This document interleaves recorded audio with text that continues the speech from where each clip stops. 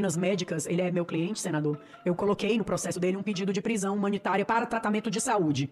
E a PGR, que outrora tinha aceitado a soltura dele, mas que o ministro não soltou porque ele tinha um nome igual de um criminoso. Esse caso é bastante conhecido dos senhores. O nome dele é igual de um criminoso falecido já há muito tempo.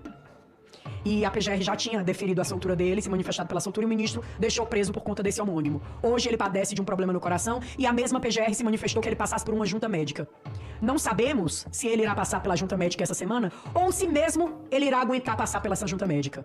Mas estão brincando com a vida alheia, com a vida das famílias que estão aqui fora sofrendo. E se fosse o pai de vocês, como é que seria? É muito bonita a história do golpe, da tentativa de golpe de Estado. Até daria uma série bonita do Netflix ou de algum canal de streaming. A história do Homem-Bomba, que usava fogos de artifício, parece que a gente está diante de um festival folclórico. Um golpe sem armas, pessoas sem poder de dar o golpe, ninguém para assumir aquele poder quando o golpe fosse dado, pessoas que esperaram a polícia chegar, grandes criminosos que esperam a polícia chegar. Diferente daqueles que essa justiça, que se diz justiça, não foi capaz de ir atrás, que foram os que escalaram os prédios do Congresso. Só temos uma pessoa presa que a gente tem imagens de fato, que é aquele rapaz do relógio, que por sinal a Polícia Federal colocou as imagens, eu até agradeço por isso, depois de mais de um ano, colocou as imagens, e aquele cidadão lá, ele passa por todas as casas. 2 minutos depois dos manifestantes chegarem na frente do Congresso, aquele cidadão já estava dentro da sala das lideranças, tocando fogo na sala das lideranças. E eu questiono a quem não conhece e quem está assistindo em casa, que não conhece o Congresso. Alguém de vocês sabe onde é a sala da liderança, aqui no Congresso? Porque ela não é exposta pra todo mundo. Então só sabe quem conhece. O que é que esse homem 2 minutos depois estava fazendo lá tocando fogo? Sozinho. Posteriormente ele estava na Praça dos Três Poderes, jogando pedra na polícia. Depois ele estava dentro do Palácio do Planalto derrubando o relógio. O mesmo homem. Um homem foi capaz de danificar a Praça dos Três Poderes. Ele está preso, mas também justifica uma condenação de 17 anos. Quebrar a vidraça é tentativa de golpe de Estado? Se for, eu desconheço tudo que eu estudei sobre golpe. Sobre os golpes que foram dados nesse país. Talvez um dia a gente tenha o prazer de ouvir essa história sendo contada de forma diferente. Porque na realidade o golpe quem levou fomos nós. Porque hoje, eu disse até em outra oportunidade aqui, senador, quando a gente tem... O golpe de Estado é muito simples. Um poder ele se sobrepõe a todos os outros e alguém usurpa daquele poder legitimamente eleito, como o ministro Alexandre de Moraes adora colocar nas peças dele. Um governo democraticamente eleito pela população. Mas o ministro Alexandre de Moraes não diz que ele que está usurpando esse poder. Porque ele pega tudo que é votado dentro dessas duas casas, dentro do Senado e dentro da Câmara. E eles lá no STF, em uma decisão, em uma canetada, derrubam o que foi votado. Derruba praticamente o parlamento. Isso sim é golpe de Estado. Mas ninguém fala nada. Por quê? Porque em sua maioria estão sendo favorecidos. Os únicos que falam são os opositores que estão sofrendo na pele a perseguição.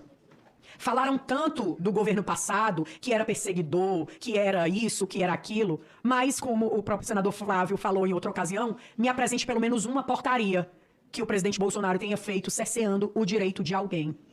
Me apresente um ministro do Supremo que prendeu uma pessoa sem o devido processo legal. Me apresente a imprensa acusando pessoas de terrorismo quando era um crime que nem característica tem para terrorismo. Essas pessoas, elas hoje levam uma mancha nos seus nomes. Pessoas, inclusive, que tiveram fotos postadas pela grande mídia. Homens e mulheres honradas que tiveram fotos em jornais como terroristas. Em uma página esquematizada por esse controle, onde a página dizia contra-golpe e trazia a foto das pessoas que se manifestavam. A manifestação, ela quando é de forma pacífica, ela é permitida pela nossa Constituição. Mas eu retorno ao meu início. Essa Constituição, por esses ministros, está sendo escolhidos os artigos que podem ser usados e os que não podem. Os artigos que eles querem, que eles se afeiçoam. E aí a gente vê essas aberrações acontecer com essas pessoas. Mas é muito bonito dizer que estamos defendendo a democracia e dar discurso, como a gente ouviu do ministro Alexandre de Moraes essa semana, que iriam explodir o STF com fogos de artifício. Só acredita quem não lê. Ou quem só lê a chamada, né? Que isso a gente costuma ver muito nas redes sociais. O povo só lê a chamada da matéria e não lê o que é que tem ali. A pessoa com fogos de artifício, um rojão na mão, ela teria a capacidade de explodir o STF? Será? Ou explodir qualquer prédio que seja? Será que isso aconteceria? Mas o mais hilário desse novo episódio da série 8 de janeiro, além da história do deputado Gayer, que supostamente iria financiar um golpe de Estado quando ele não era nem deputado. Então, assim, a gente viu golpe de Estado sem arma, a gente viu financiamento com dinheiro público que ainda não tinha dinheiro público, então era um financiamento fiado. Financiamento de golpe fiado, é a nova modalidade. Golpe com bala de gude e agora explosão de prédio público com fogo de artifício. Eu acho que nem se a gente for para uma revistinha em quadrinho para a criança não vai se divertir tanto quanto essa história que esses ministros criaram. E o ministro disse nessa mesma fala, senador, que isso tudo foi criado pelo gabinete do ódio. Um gabinete que eles criaram na vã ilusão deles, na cabeça deles. E ontem eu questionei na entrevista que eu estava dando, e faço o questionamento aqui novamente, se ele tiver a oportunidade de me ouvir.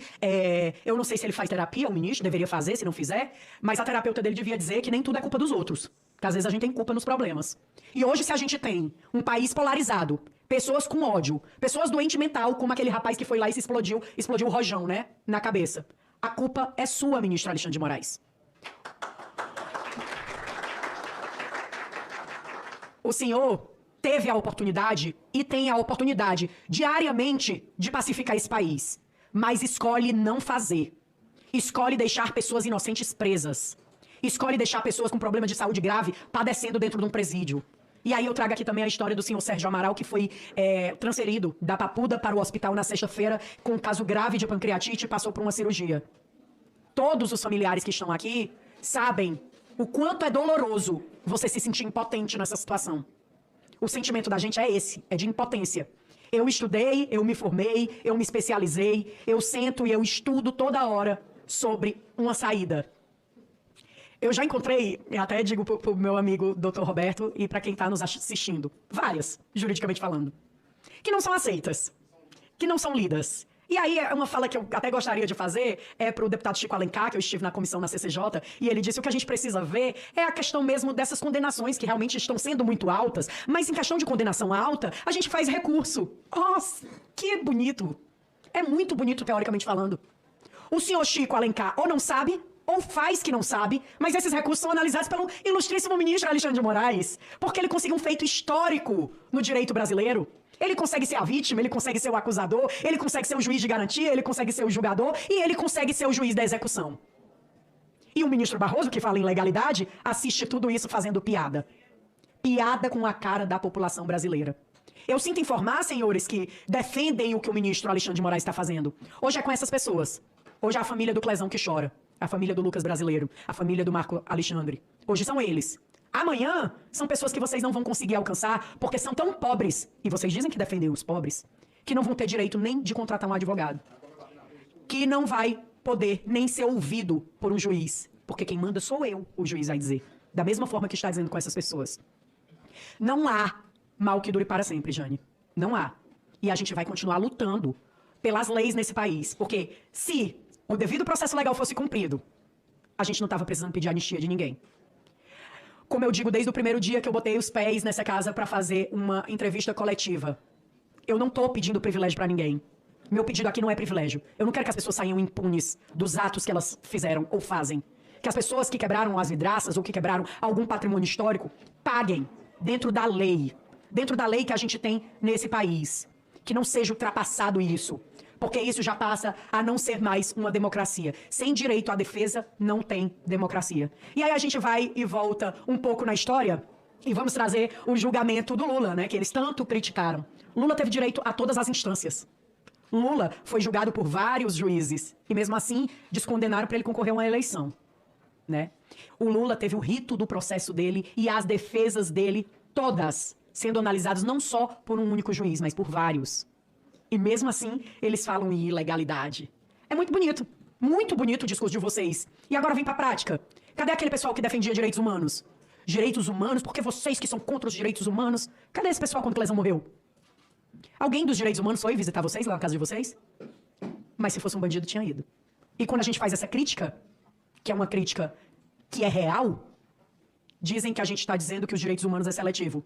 Agora me responda, depois de mais de um ano, os direitos humanos é ou não seletivo?